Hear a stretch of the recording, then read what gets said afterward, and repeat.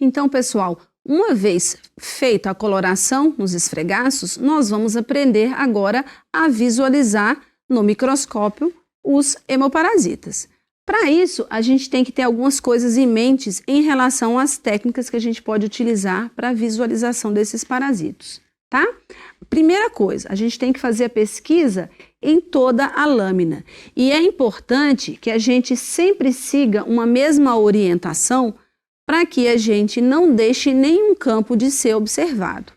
Outra coisa importante é a avaliação aqui da monocamada celular, visto que os parasitos que são intraeritrocitários são mais fáceis de serem visualizados na monocamada, visto que uma hemácia fica ao lado da outra e assim a gente consegue ter essa visualização de uma forma melhor e mais precisa. E sempre, gente, quando a gente estiver no microscópio, a gente tem que começar com o menor aumento, principalmente se eu quiser fazer pesquisa de microfilária, por exemplo, que eu vou ter uma visualização maior e como a microfilária normalmente é grande, então a gente tem que ver no objetivo de menor aumento, que normalmente a gente vê na de 10 e na de 40, e a partir daí a gente pode observar as outras inclusões em maiores aumentos. Então vamos visualizar alguns hemoparasitos aqui para vocês conhecerem. Então primeiro a gente vai agrupar as bactérias que a gente já falou anteriormente. Então aqui, ó, nós temos o Mycoplasma haemophilus, onde eles vão estar localizados na membrana citoplasmática dos eritrócitos. Então é comum a gente ter apenas uma inclusão, mas como a gente pode ter também uma rede delas sempre na superfície da membrana da célula.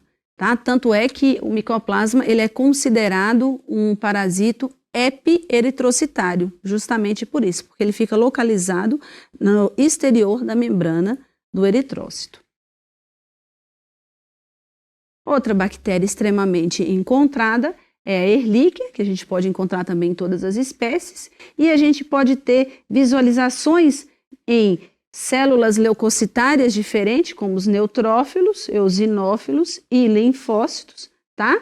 Onde a gente tem as mórulas da Ehrlichia normalmente em formas arredondadas, facilmente visíveis nessas células.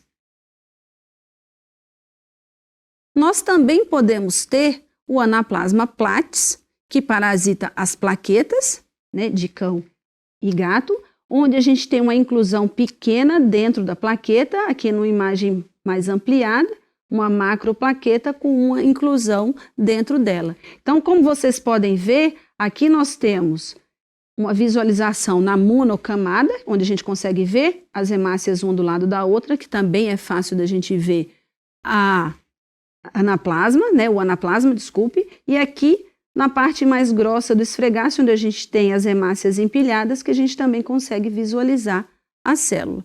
Então, claro, dependendo do tipo de hemoparasito, como eu falei para vocês anteriormente, a gente pode ver na lâmina como um todo, mas se a gente for particularmente nos eritrócitos e as plaquetas, que são células menores, a gente pode ver também nas duas partes do esfregaço. E nós podemos ter também o Anaplasma marginale, tá? Que ele normalmente fica dentro do eritrócito, deslocado para a periferia, e aqui a gente tem algumas imagens que a gente também vê no sangue mais grosso, né? No início do esfregaço, onde a gente tem as hemácias empilhadas. Aqui, como a gente tem bastante, a gente consegue ver, mas a gente pode ver também na monocamada de células esses parasitas distribuídos no esfregaço. Agora, pessoal, a gente vai visualizar um outro grupo de hemoparasitas que são os protozoários. Então, nós temos aqui a Babesia, que é um protozoário, como eu falei anteriormente, intraeritrocitário. A gente pode ver os seus merozoítos em quantidades pares ou ímpares, ou seja, 4, 2, 6 ou 1 ou 3, e aí depende, né, de cada animal.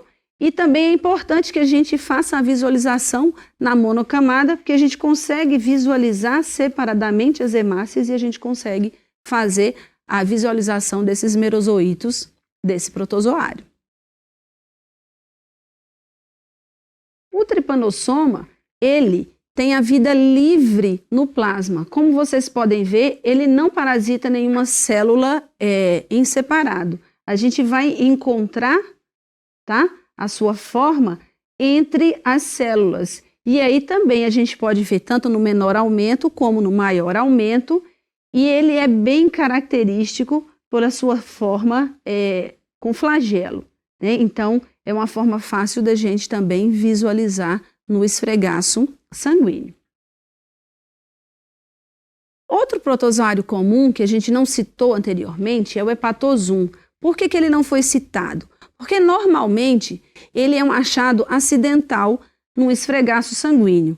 É descrito na literatura que ele, por si só, ele não causa nenhum tipo de alteração, mas ele sempre vai estar associado, né, em algumas vezes, isso é descrito também na literatura, com outra hemoparasitose. E qual que é o principal formato e como que ele chama atenção? Eu brinco que ele tem forma de salsicha.